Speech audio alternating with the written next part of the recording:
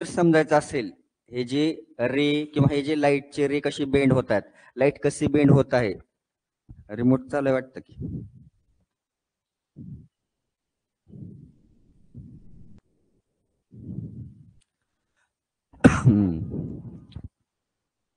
हा आलेला आहे ट्रॅक्टर.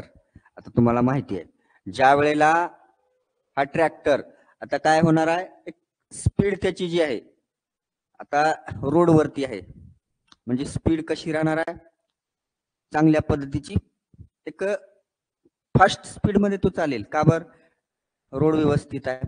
आणि त्यावेळेला त्याला एक काय करायचे आहे, या एक साईडला घ्यायचे. कुठं, रोडच्या साईडला. मग आहे त्या स्पीड मध्ये जर घेतलं तर काय होईल, हा तो ट्रॅक्टर पलटी होण्याची शक्यता आहे. किंवा तो जो बेंडिंग कशा पद्धतीने होते ते समजून घ्यायचे आपला. हा काय केला आहे, ट्रॅक्टर साईडला घेतलेला आहे. मग आहे त्या स्पीड मध्ये ते साईडला घेणं शक्य आहे का, नाही. तिथं काय होईल, त्याची व्हेलॉसिटी अल्सो डिक्रीज होणं कर्मप्राप्त आहे. तिथं होणारच आहे का नाही. ही काय स्पीड काय होईल, स्पीड इथं मोर होती. आणि इकडं काय, इथं मीडियम कोणत्या रोडचं मीडियम आहे. आता तिथलं मीडिया बघूया आपण, ट्रॅक्टरच्या ट्रॅव्हलिंगचा मीडिया. काही इथला मीडियम चांगल्या पद्धतीचा, इथं स्पीड मोर होती, आहे का नाही. आणि इकडे जे आहे स्पीड लेस आहे. का बरं, मीडियम चेंज झालेला आहे, फ्रॅक्शन वगैरे व्यवस्थित. आता इकडे जर चालवायचं म्हणलं तर याच्यापेक्षा इकडे काय असणार आहे, स्लो स्पीडने चालवावं लागणार आहे. लाईटचं आणि त्याचं रिलेशन जोडलं तुम्हाला समजण्यासाठी. आता ही लाईट काय केली आहे, ही लाईट सुद्धा एअरच्या मीडियम मधून ग्लासच्या मीडियम मध्ये, एअरच्या मीडियम मधून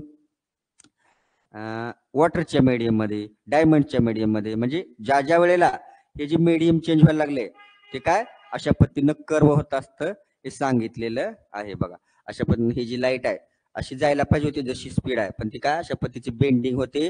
आणि बेंडिंग होत असताना काय होणार आहे, एका मीडियम मधून ह्या मीडियम मधून इकडे आलेला आहे. तर काय होईल, अशा पद्धतीची असं जायला पाहिजे होते, पण स्पीड ही कमी व्हायला लागलेली आहे. आणि तो नॉर्मलच्या शेजारी बेंड व्हायला लागला. आता दुसऱ्या कंडिशन मध्ये हे काय झालं, रेरर मधून डेन्सर मध्ये. आता डेन्सर मधून काय करायला लागलोय आपण, म्हणजे आपण इथं काय कन्सिडर करायचे आहे, आपलं ट्रॅक्टर आहे कच्च्या रस्त्यावरती आणि मला परत कुठं घ्यायची आहे, या रोडवरती घ्यायची आहे, डांबरी रोडवरती आहे, हायवेवरती घ्यायची आहे. मग परत काय होईल, त्याच्या स्पीड मध्ये सुद्धा फरक पडणार आणि बेंडिंग मध्ये सुद्धा फरक पडणार आहे का नाही. एका मीडियम. आता हे काय केलोय, डांबरीवरून घेतलोय आपण कच्च्या रस्त्याला, खरबरीत रस्त्याला. काय झाले, स्पीड वरती परिणाम झालाय, बेंडिंगचा आपण त्याचं रिलेशन जोडलं. आता मला काय, या कच्च्या रस्त्यावरून इकडे घ्यायचे चांगल्या रस्त्यावरती. चांगल्या रस्त्यावरती घेताना काय होणार आहे, परत चांगल्या रस्त्यावरती घेत असताना नॉर्मलच्या शेजारून बेंडिंग होणार नाही. आता आता कुठून बेंडिंग होईल, थोडस बेंड होत असताना नॉर्मलच्या आवे होईल आणि स्पीड काय होईल, इन्क्रीज होईल. येतं का लक्षामध्ये, आपण ते रिलेशन जोडवलेलं आहे, फक्त लक्षात ठेवायचं आहे. मग कन्क्लुजन काय, tractors bend towards the normal as it's velocity decreases. हे जे ट्रॅक्टर बेंड झालेलं आहे कुठं, ही जी नॉर्मल काढलेली आपण ते जिथून मीडियम बदलायला लागले त्या रोडचं, तिथं काय व्हायला लागले, नॉर्मलच्या शेजारी बेंड होऊ लागले, एका मीडियम मधून दुसऱ्या मीडियम मध्ये. आपल्या ते लाईटचं रिलेशन आहे.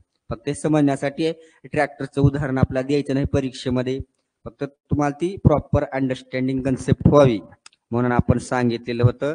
त्याचा आणि त्याचा काही अर्थार्थी संबंध नाही, नाहीतर परीक्षेमध्ये हे लिहिचाल. आणि जे महत्वाचं ते लिहित नाहीत तुम्ही. फॅन कोणच लावलं नाही, गरमी होईना का तुम्हाला, लाईट मुळे बी जास्त होते इकडे गरमी.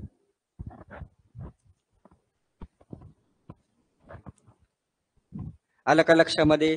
मग हे जे आहे, आता टाका heading, refraction of light in different medium. Refraction of light in different medium.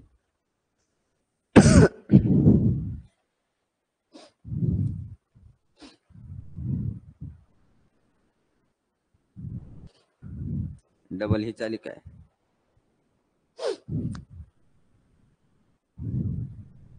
टाका काय टाकचाल heading, refraction of light in different mediums. वेगवेगळ्या माध्यमामध्ये लाईट कशा पद्धतीने ट्रॅव्हल करते ते. आता हा काढा मेत्रे, काढा. काय नाही, का झाले पोळे फटाक्या हा का इस तू स्वयंपाक करा गेला होतास का हॉस्टेलवर हा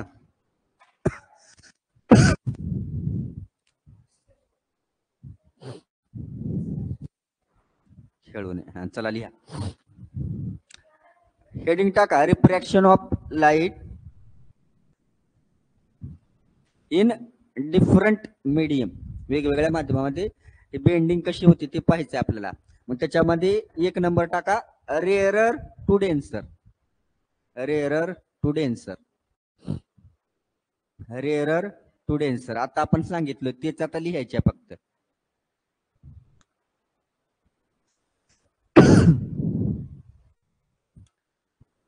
आकृती काढायची काही गरज आहे का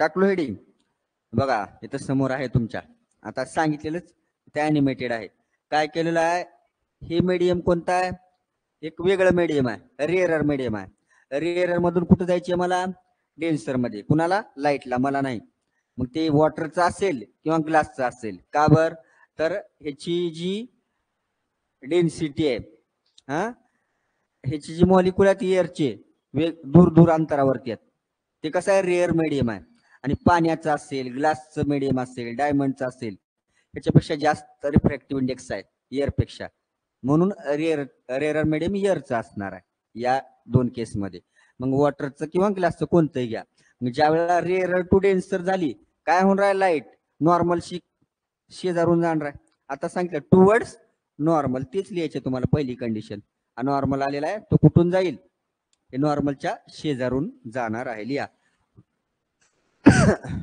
उग माप वगैरे न घेता उघड डायग्राम काढले तरी चालते बघा शॉर्ट मध्ये एक नॉर्मल टाकायची इन्सिडेंट रे टाकायचा मीडियम दाखवा एअरचं ग्लासचं वॉटरचं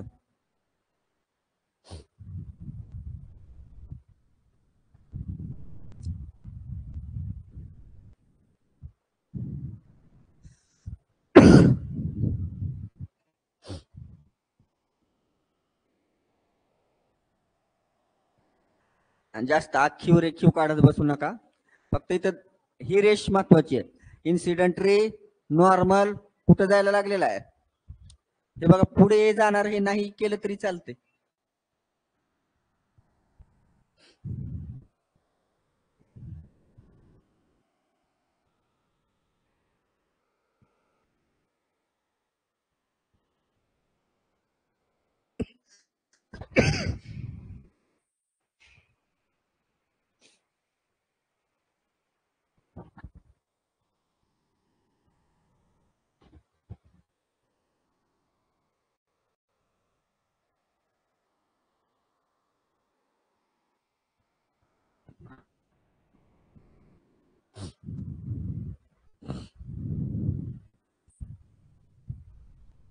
फास्ट मध्ये काढा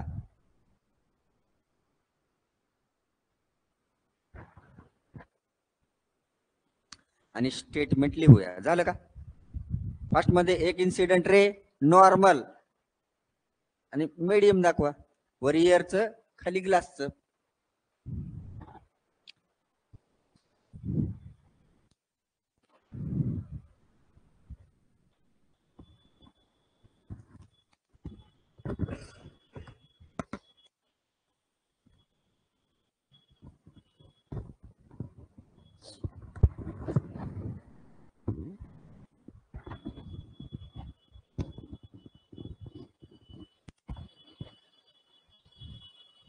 कंप्लीट झाली का ठीक आहे आणि या स्टेटमेंट आता ह्याच्या खाली ह्याच डिस्क्रिप्शन लिहायच्या Wien light rays Wien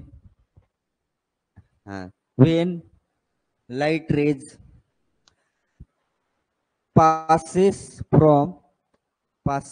from when परत सांगायला लागलोय when light rays passes from rarer to denser medium when light rays passes from rarer to denser medium, it bends towards normal. It bends towards, towards.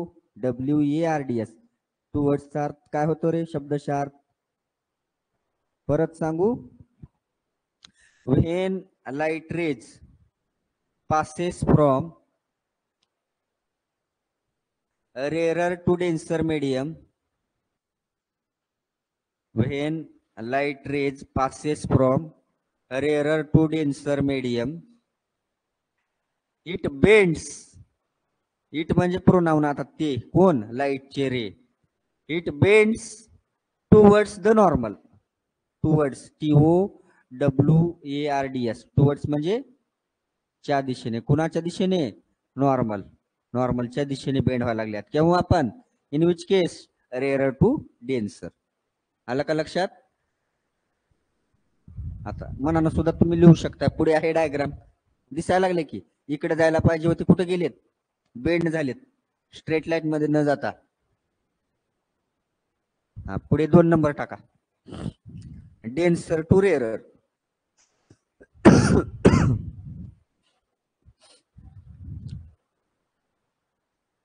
Denser to rarer.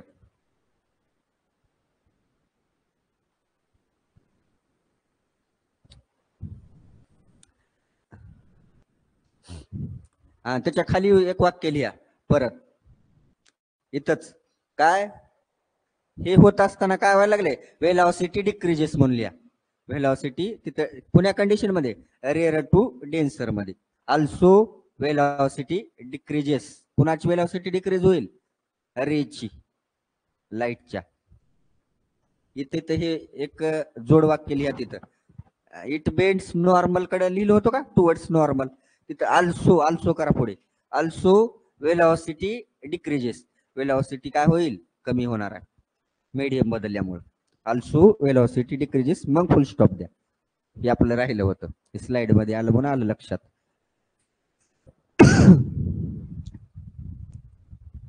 म्हणून ते ट्रॅक्टरचं उदाहरण घेतलं आपण, रोडचं, ते वेलॉसिटीसाठी. तर अल्सो वेलॉसिटी डिक्रीजेस असं लिहायचं आहे. बघा. आता 2 नंबर लिहा. Denser to rarer. Denser to rarer. मग त्याचे उलट होणार आहे. काय होईल याच्या उलट? हा नॉर्मल आहे. आता असे स्ट्रेट लाईन मध्ये ट्रॅव्हल करायला पाहिजे होते लाईट, पण काय करेल ती? नॉर्मलच्या दूर जाईल, अवे फ्रॉम नॉर्मल. मग आता हे जे वाक्य मी दिले होते तुम्हाला, काय? When light rays passes from, change इथं काय करायचे आहे? तिकडे रेअर टू डेन्सर होतं, denser to rare. Copy paste करता आलं पाहिजे, पण कसं? डोकं लावून. नक्कल करने के लिए अक्कल चाहिए. सर प्रॅक्टिकल साठी प्रिझम आणि ग्लास स्लॅब.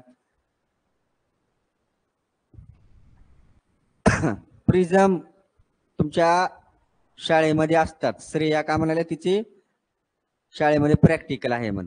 मग काय केलं जातं? पिन जे असतात उग, जिथं जिथं लाईट हे झालेली आहे, आता अंधार केला तर ती लक्षात येईल. पण दिवसा जर प्रॅक्टिकल असेल त्या लॅबमध्ये, तर काय केलं जातं? त्या पेपरवरती प्रॅक्टिकल तो जो काही टेबल आहे, प्रिझम ठेवला जातो. लाईट टॉर्च असेल, जे काही अपॅरेटस असेल तिथं लाईटचे रे मारा करण्याचे, ते काय केलं जातं? ते डायग्राम अशा पद्धतीत तयार केली जाते. आणि हे रे ट्रॅव्हल करण्याचा मार्ग आहे. आणि ते जायला लागल्या कुठे? पिन वगैरे मारतात तिथं पुढे खुणा करण्यासाठी. जे आपल्या डिस्प्ले बोर्डला पिन असतात बघा, ते कलरच्या. डिस्प्ले बोर्ड मारता का नाही? एखादी जाहिरात वगैरे चिपकवायची शाळेमध्ये आहेत का नाही तुमच्या? ते कलरच्या पिना राहत नाहीत का? प्रॅक्टिकलचं सांगायला लागले ते ना, तशा पद्धतीचे प्रॅक्टिकल होत असतात शाळेमध्ये. हे जे प्रिझम वाटे कशा पद्धतीनं. प्रिझम म्हणजे काय आहे? काचेचं मीडियम आहे, डेन्सर मीडियम आहे, आणि इयर मधून आपण लाईट ट्रॅव्हल करणार आहे.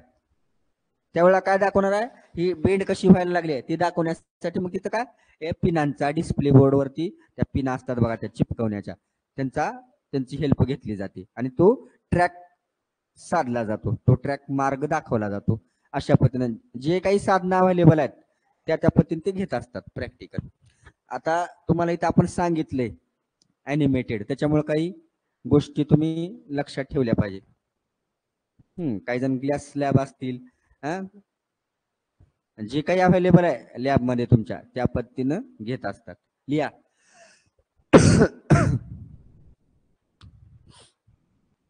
याच्यामध्ये लिहा. आता दिले बघा वाक्य, बघून तुम्ही लिहू शकताय. काही चेंजेस करायचे त्याच्यामध्ये. Wien light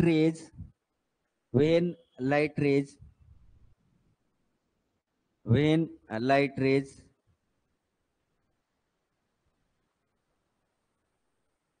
passes from. आता याच्या अगोदरच्या वाक्यात काय दिलं होतं आपण? Rare to denser. आता काय लिहिचाल? Denser to rare. हे थोडे शब्द चेंज करायचे.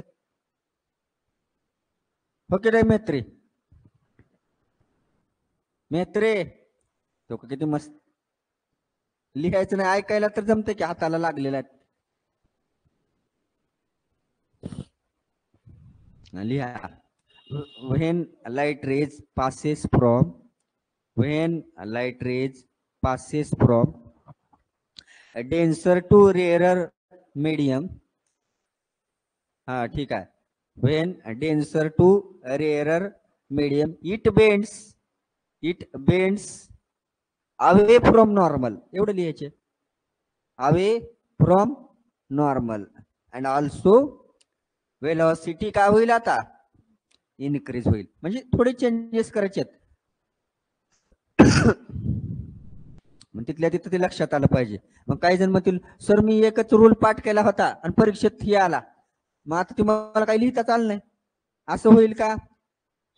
मग एक पाठ केला तिन्ही येणार आहेत आणि डोकं लढवायचे तिथल्या तिथं. शब्द चेंज करायचे. एक पाठ जा सगळंच पाठ होणार आहे तुम्हाला. शब्द दिलेत का? कोणत्या मीडियम मधून लाईट ट्रॅव्हल करायला लागल्यात, लाईट चेरी कुठं जायला लागल्यात, मग ते लिहायच्या. मग पुढे वाक्य लिहिलो का अजून? Also velocity increases. आता वेलॉसिटी काय होईल? इनक्रीज होईल. लाईट काय व्हायला लागली आहे? बेंड व्हायला लागली आहे, पण कशी? Away from normal. And also velocity सुद्धा काय? इनक्रीज होईल. वेलॉसिटी वाढेल. इकडे कमी होत होती, नॉर्मल कडे बेंड होत होती, टुवर्ड्स नॉर्मल. इथं काय व्हायला लागले? दूर जायला लागले नॉर्मल पासून आणि वेलॉसिटी वाढायला लागली. असं वेगळं इनव्हर्स प्रोपोर्शन आहे.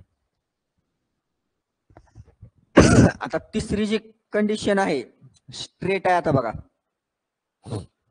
तिसरी condition, along the normal. Along म्हणजे काय? परपेंडिक्युलर, सरळ नॉर्मल. या नॉर्मल वरूनच काय केलं आहे?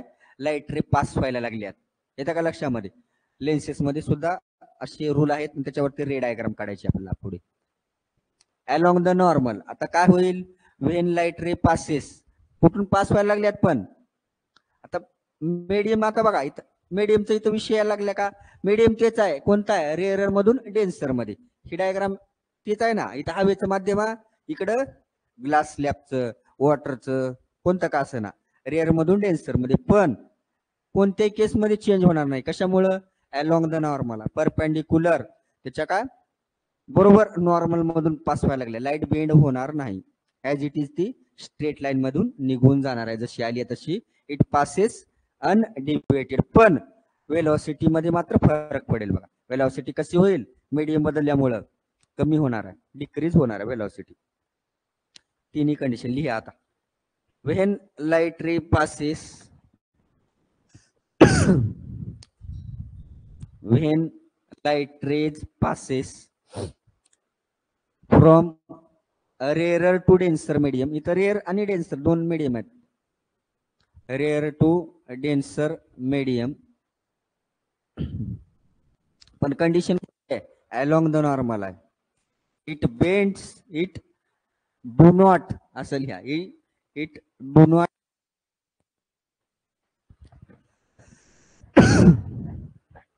तीन नंबरच्याच काय लिहायला लागला? When light rays passes from rare to denser medium, it do not bends, bend होणार नाही. पुढे लिहा. It passes अनडेव्हिएटेड. अनडेव्हिएटेड म्हणजे काय? डिव्हिजन होणार नाही, कुंकट झुकली जाणार नाही. अनडेव्हिएटेड इथं आहे बघा शब्द. अनडेव्हिएटेड जशी आहे तशी ऍज इट इज निघून जाणार आहे, काहीच फरक न पडणार. तसे तुम्ही अनडेव्हिएटेड किती सांगा, अनडेव्हिएटेड आहेत का नाही तुम्ही? बट पुढे लिहा, त्याच्या पुढे अनडिवाइडेड लिहिलो का, बट वेलॉसिटी डिक्रीजेस, पण वेलॉसिटी वरती परिणाम होणार आहे. वेलॉसिटी काय होईल, डिक्रीज व्हायला लागली आहे. येतं का लक्षामध्ये. थोडस डोकं लढवायचं, काही अवघड नाही. परत सांगू, कोणतं तिसरी कंडिशन, तिन्ही बी हा कालपासून हेच चालू आहे की आपलं. तिसरं सांगायला लागलोय ज्या वेळेला, बरं सगळे सांगतो परत एकदा, आहेच की समोर. आता आता बघा, हे दोन मीडियम आहेत. या साईडला काय आहे, एक माझ्या वरच्या बाजूला हवेचं माध्यम आहे, इथं जी आहे हवा. एवढं काही अवघड नाही. तुमच्या समोर डायग्राम आहे, समजण्यासाठी मदत भेटणार आहे तुम्हाला. हे कोपऱ्यात घेतो इकडं. आता इकडे कोणतं मीडियम आहे, समोर लक्ष द्या रे बाबांनो.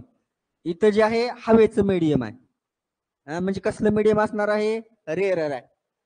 इकडे काय मग वॉटरचा असू द्या किंवा ग्लासचा असू द्या, कोणतं बी एक असणार आहे. मग इथं ते दोन्ही बी दिलेले आहे फक्त. म्हणजे एक रेअर आहे, एक डेन्सर आहे. मग अशा कंडिशनला काय होईल, ही जी लाईट बेंड व्हायला लागली, रिफ्रॅक्शन दाखवलंय, कशा पद्धतीचं दाखवेल, इट बेंड्स टुवर्ड्स नॉर्मल. का बरं नॉर्मल कडे झुकायला लागली आहे, रेअरर मधून डेन्सर मध्ये यायला लागली आहे. म्हणून ही काय कुठं झुकणार आहे, नॉर्मलच्या दिशेनं. ही पहिली केस झाली. परत हिचं काय होणार आहे, डबल ही खाली जाऊन तेच आपण वरच्या बाजूला दाखवले, परत डबल रिफ्रॅक्शन होईल. आता मीडियम बदलायला लागलेला आहे का नाही. आता इथं कोणतं मीडियम आहे, वरच्या बाजूला, इथं दुसऱ्या कंडिशन मध्ये. तेच सांगायला लागलो, लक्ष द्या समोर.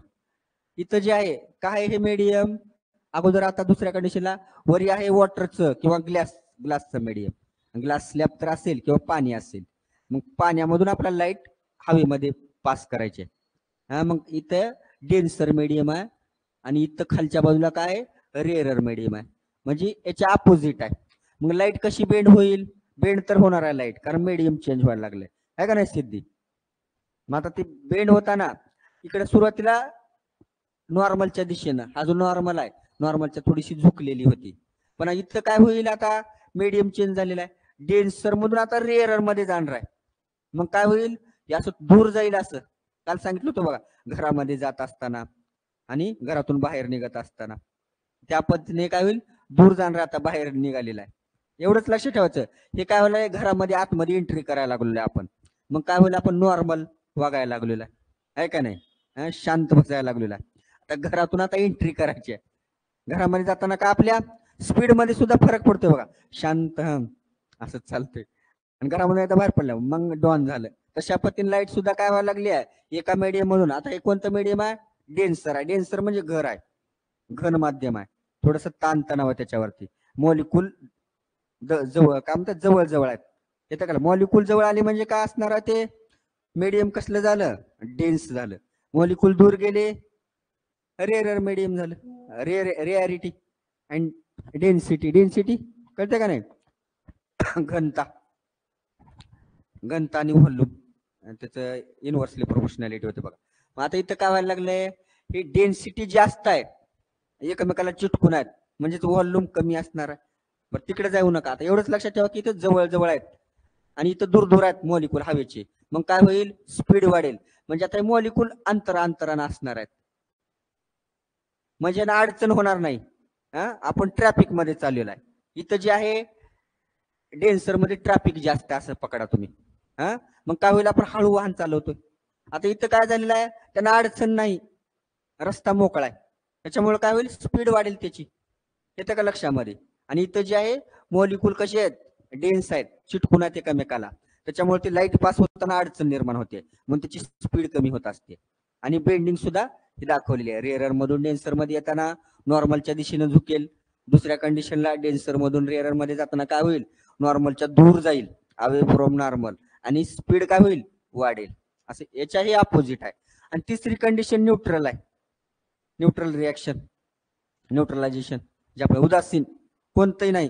न्यूट्रॉन कोणताही चार्ज नाही, त्या पद्धतीनं नायदर पॉझिटिव्ह नॉर निगेटिव्ह. म्हणजे नॉर्मल कडेही झुकणार नाही आणि नॉर्मल पासून दूरही जाणार नाही.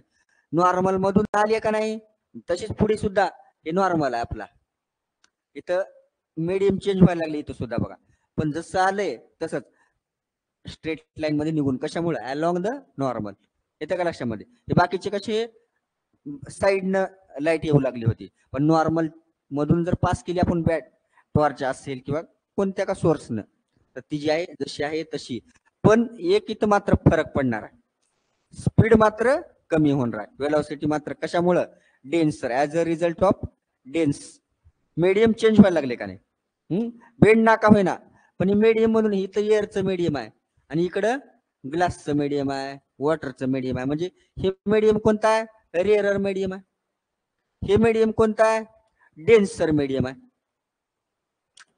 फक्त बेंडिंग मध्ये फरक पडत नाही, पण स्पीड मध्ये मात्र फरक पडत असतो. अशा पद्धतीनं काही अवघड नाही, डोकं जास्त चालवू नका, सोपं आहे. आलं का लक्षामध्ये? जाऊया पुढे. कोणाला डाऊट याच्याविषयी आताच सांगा, कारण हे फिजिक्सच्या कन्सेप्ट आहेत थोड्याशा. हे जे बेसिक माहिती झाली याच्यामधली, मग काही अवघड नाही. चला ठीक आहे, ओके. हो म्हणायला लागलेत.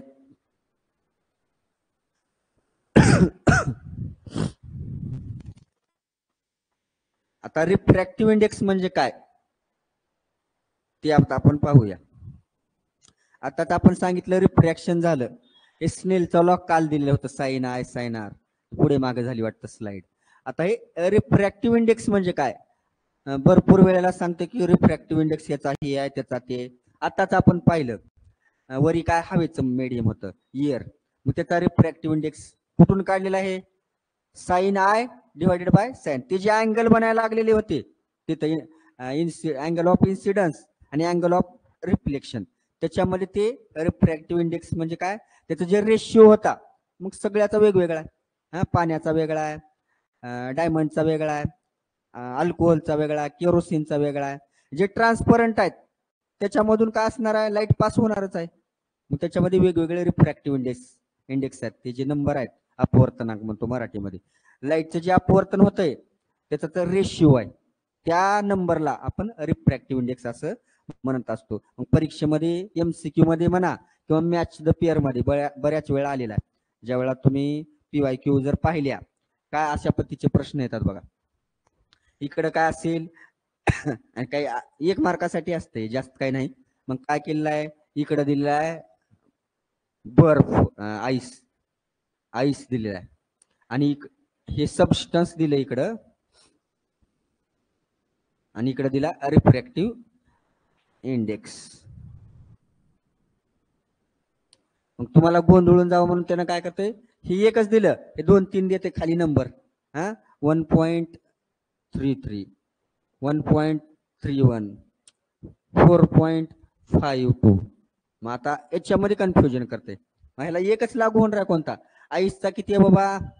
1.33 आहे का? नाही. 1.33 कशाचा आहे? इयरचा आहे. आईसचा किती असेल बर्फाचा? 1.31 असणार आहे. अशा पद्धतीने ते मॅच करायचं असते. मग बरेचसे रिफ्रॅक्टिव्ह इंडेक्स तुमच्या पुस्तकामध्ये दिले आहेत.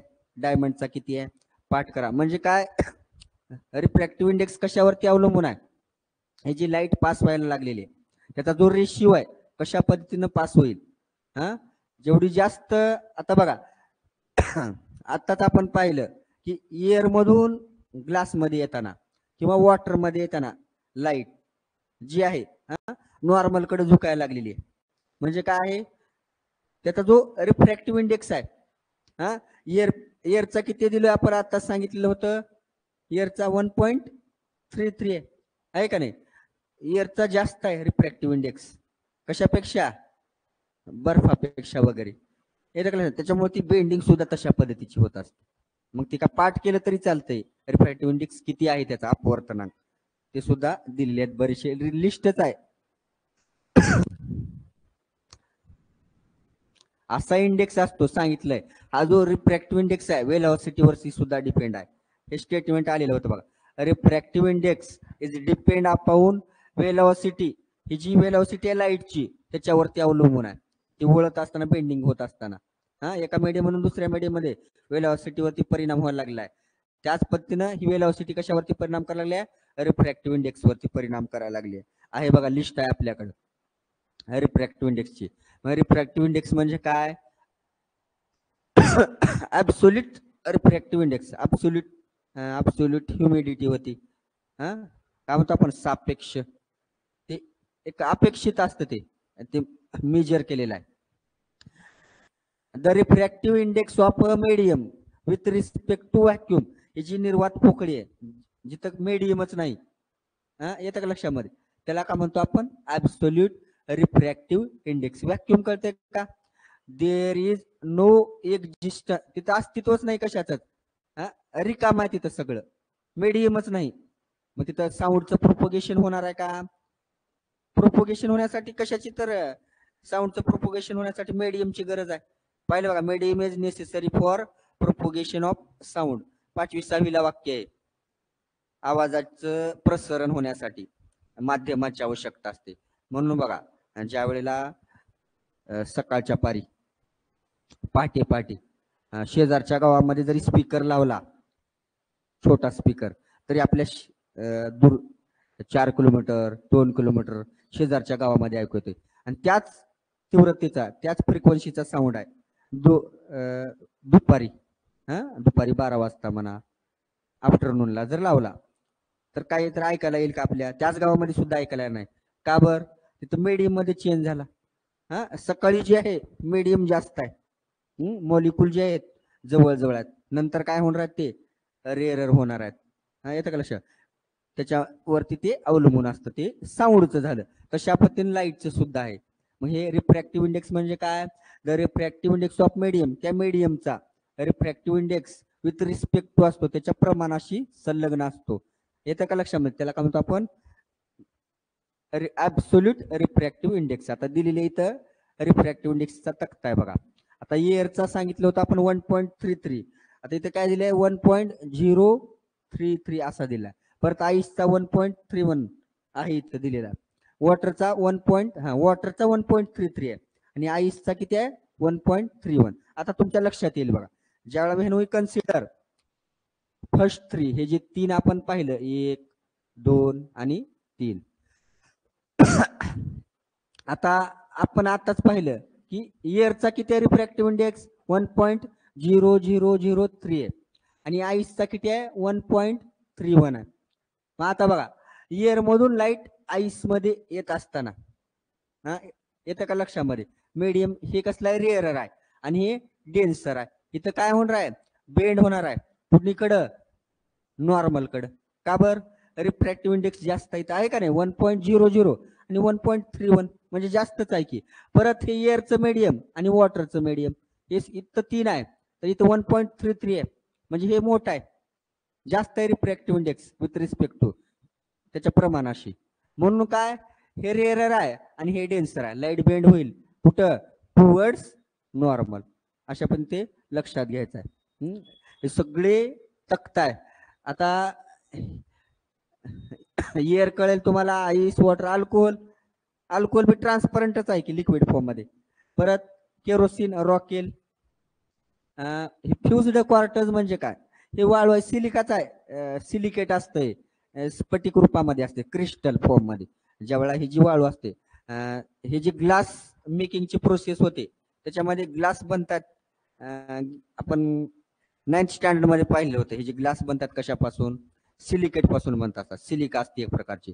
मग त्याचे जे स्फटिक रूप असतं, मग ते काय असणार आहे? ट्रान्सपरंट असणार आहे. मीडियम. 5 मिनिट. कोणतं? दाजी.